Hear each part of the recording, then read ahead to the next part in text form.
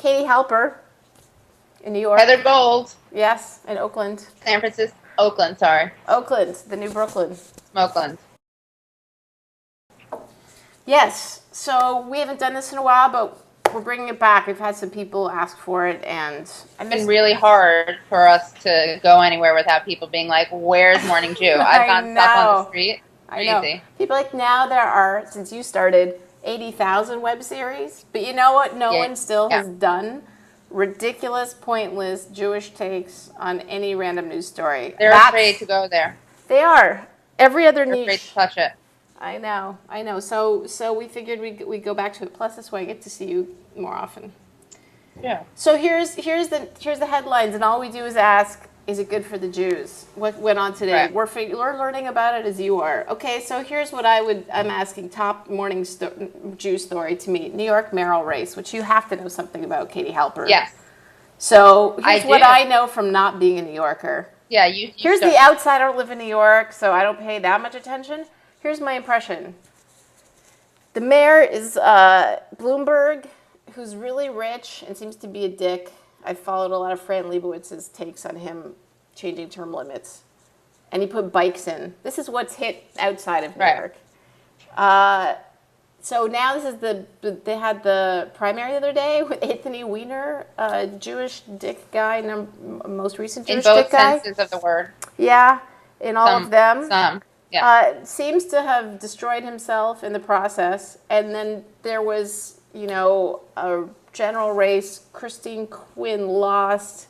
And to someone named Blasio, who's like the tallest politician in the world, which is probably good for everybody, that whoever wins is tall and not insecure. That's all I know from outside. Right. Also, doesn't sound Jewish, de Blasio. No. So let's share. I'll share with you what I know from having my finger on the pulse of the New York mayoral race. And is it good for Jews? Is it good for Jews? All right. So let's see. First of all, there's Bloomberg, who's a Jew. Yeah, isn't it good for us that he's not the mayor anymore? I think it is. I think it's good. Yeah, I think so. Because everyone associates him with being rich and Jewish. And he doesn't help shatter that stereotype of Jews running. That's why we need another short Jew who's rich and bossing everyone around. It's so good for us. We don't need a short rich Jew who changes the laws so he can control the world more. Like we don't need that. It's basically like the Protocols of Zion part 2, right? So he's gone, and then we have Christine Quinn, who I actually made a video about, which I can link to or whatever. But she used to be a radical. She was with ACT UP and everything, and then she basically sold out and became like Bloomberg's little protege. And de Blasio, and then this guy John Liu. I actually really like John Liu, but he didn't have as much of a chance as Bill de Blasio. But my favorite part of the election and the race was when Bloomberg, in an interview, actually said that someone said that Bill de Blasio was running a class warfare campaign. I guess because he acknowledges that there are poor people in New York City, which means you're a raging Marxist. Why is it bad to have class warfare? Oh, that's that's another question, but. So Bloomberg is like, yeah, class warfare and racist. And the interviewer was like, how is it racist? He's like, oh, well, it's not racist, but it's clear what he's doing with his family. I think everyone knows that. Because his family, he made the mistake of marrying a black woman. And having a mistake? Well, according to Bloomberg, I think it is. I think Bloomberg wants him, so his kids are biracial. So I think Bloomberg thinks it's racist to appear in public with them. That's like playing the race card. He should keep them locked up and get a fake white family, and then he wouldn't be racist. That's my opinion. I want to make a tack act. Is Bloomberg married? Did he convince someone to marry him? Well, he did in the past, I think, because he has a daughter, and I think he has a girlfriend. But that actually I think helped de Blasio, that incident. Bloomberg saying. That's probably why everyone knew about him. So we have like a multiracial family that looks like they'll probably that'll probably be like the mayor of New York. Yeah. Well, that's probably good. That's got to be good for us. Why is it good for us? Because anytime it's like different and there's more different stuff mixed together, it's better for Jews. New York is the one place. New York is like, it's like the gay Jerusalem, if San Francisco is gay Jerusalem, then New York is... Jerusalem. Yeah, it's really the Jerusalem is really New York. Right. Or Gay Aviv, if you will. Oh yeah. So I mean, you need to mix it up. You need to mix it up. Everyone loves New York. It's the Jewiest of all Jewish places. I think Plus, getting out. as Lenny Bruce said, if you're from New York, you're Jewish. Basically, it doesn't Yeah, really matter. basically. That's actually true. So I think that having Bloomberg step down is good for the Jews because we no longer have fodder for the conspiracy theorists, anti-Semites who say that the Jews control the media and politics, which he had a nice hand in both. And innovations in pornography, Anthony Weiner. Oh, true. Yeah. Right. And yeah, I think it's all around good. And Jews like, in multiculturalism and interracial families. That's a good thing for the Jews, I think, in general. It's a good thing for the world. Although lots of Jews are afraid of that because they're afraid people will, marry outside, as you and I probably will. Probably. Let's be honest. Well, I've already married once. Right. A lady. She was not a Jewess. She was definitely not a Jewess, and it was a lady. Although that seemed to be not so. The Jews came around on that one, sort of. Okay, let's make sure we hit some more of these things. The Jews, I think, are the one.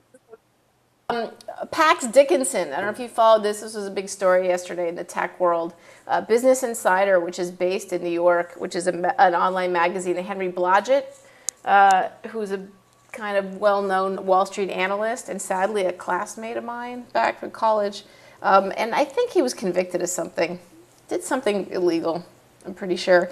Anyway, there's this tool whose name literally is Pax Dickinson, which is pretty entertaining.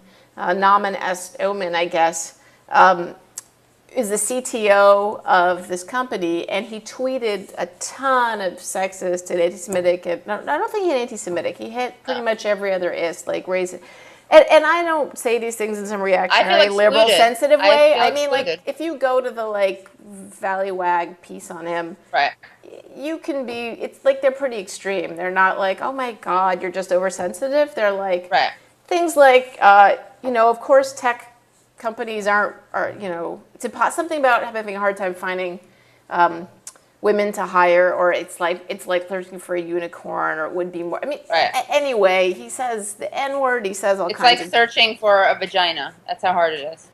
For some, or a clit, even harder. Right. They need lessons. So anyway, these stories online, he got fired, which is kind of amazing. So basically, they knew the guy was doing this all along, because the tech world is in this, oh my God, it's all white and male, and yet I want to be free to say what I want. And you're kind of, that argument, that kind of political incorrect argument thing that was around, the reaction of, you're just telling us what to do, multicultural people in the 90s, is really intense in the tech world now, because the stats are so, first of all, it's the center of the growth of the economy in the U.S., and it's totally overwhelmingly white male. And I've been in the middle of the tech world for a while. So it's interesting watching this. This is one of the first moments of, oh my God, public pressure, we're going to fire a guy, even though we obviously knew he'd been saying this stuff all along. Is that good for the Jews? I think so. Not to be a dick is good for us, because eventually you're going to have somebody who wants to go after Jews.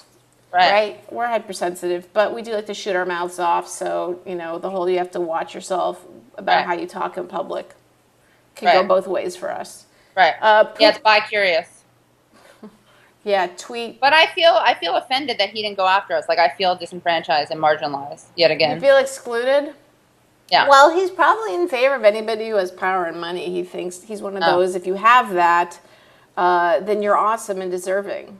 Right. But of course, he had all kinds of tweets about how you should have voter ID laws, that you shouldn't be able to vote unless you made a certain amount of money.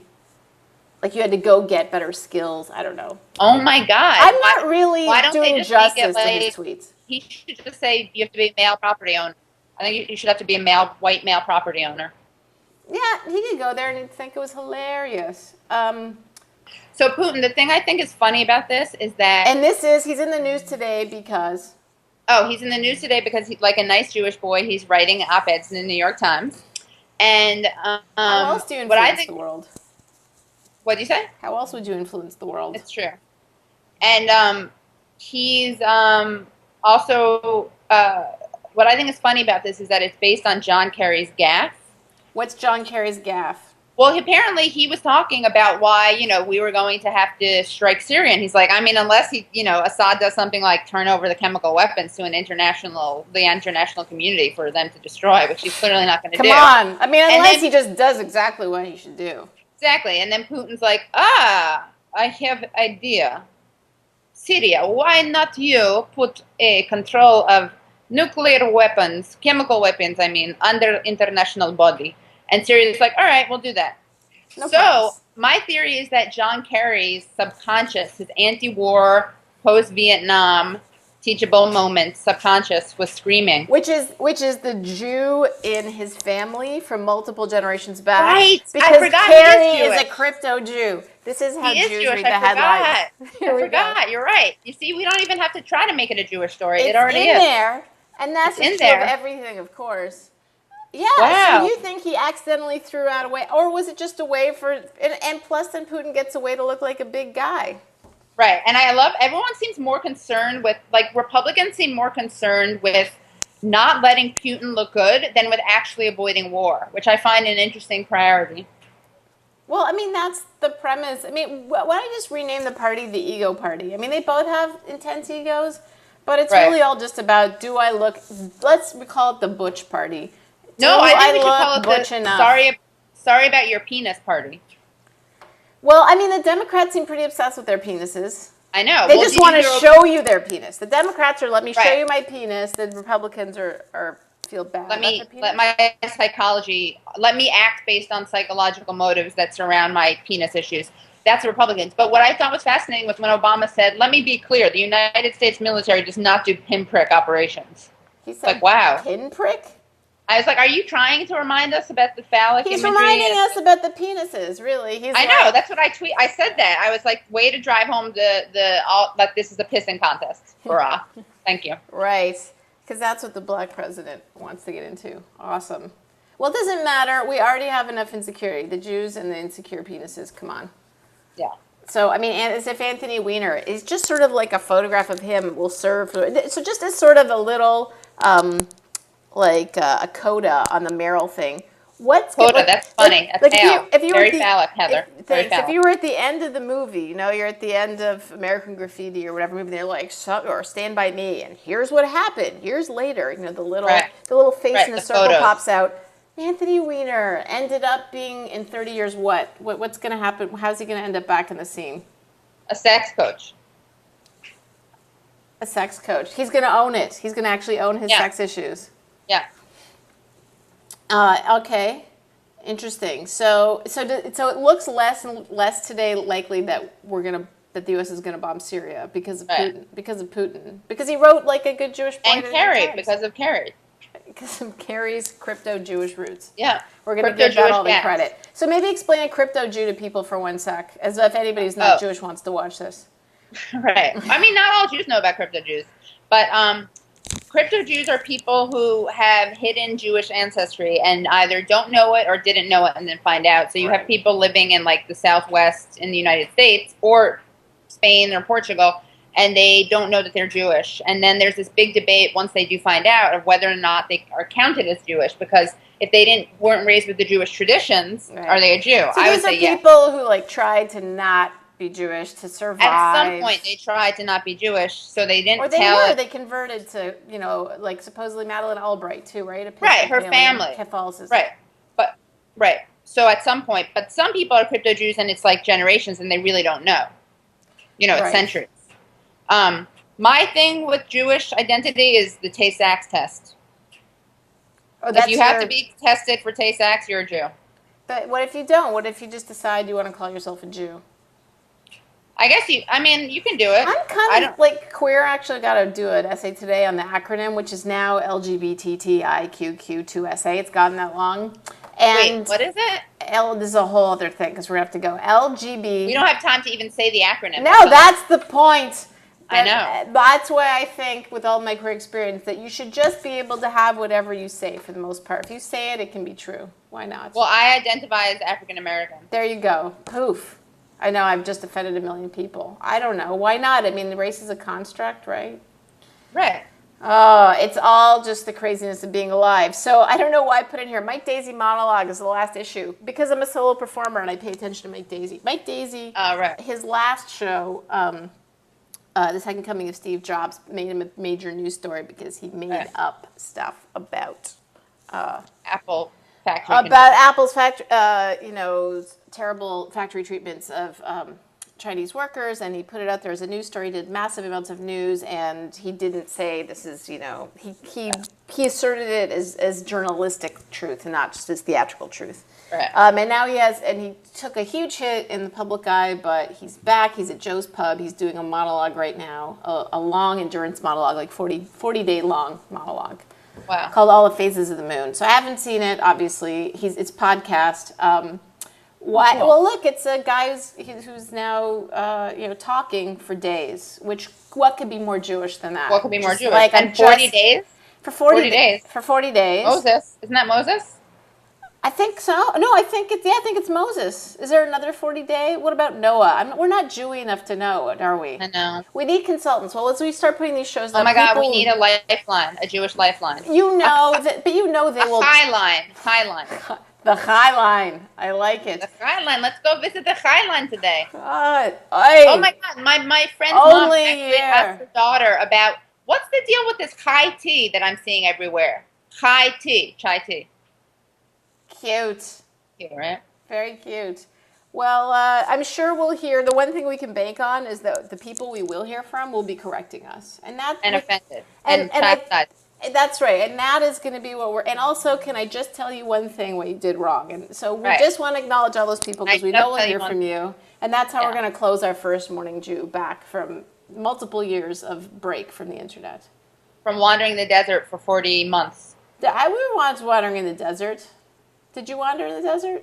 Yeah. I mean, metaphorically, in the online desert, the virtual desert, if you will. Well, it's good to see you, Jew too. And we'll see you again next week. Okay, great. Bye. Bye.